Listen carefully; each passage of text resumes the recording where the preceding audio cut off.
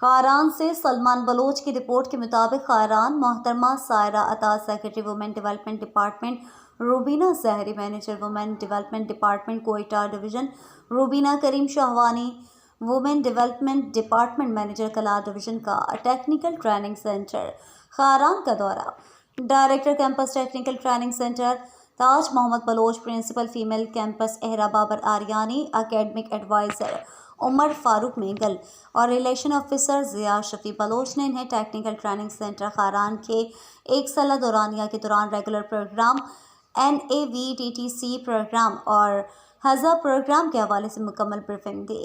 اس موقع پر director campus Taj Muhammad Baloch, principal female campus اہرا بابر آریانی اور دیگر نے secretary women development department Saira Ata اور دیگر مہمانوں کو فیمیل کیمپس کا دورہ کرایا۔ IT ڈریس میکنگ بیوٹیشین کے اسٹوڈنٹس سے سائرہ عطا نے ملاقات کی۔ اس موقع پر انہوں نے کہا کہ آج مجھے وومن ڈیولپمنٹ ڈپارٹمنٹ ٹیم کے ہمراہ ٹیکنیکل ٹریننگ سینٹر خاران کے دورے پر کافی خوشی محسوس ہو رہی ہے۔ طلبہ و طالبات اسکلز کی طرف آ رہے ہیں۔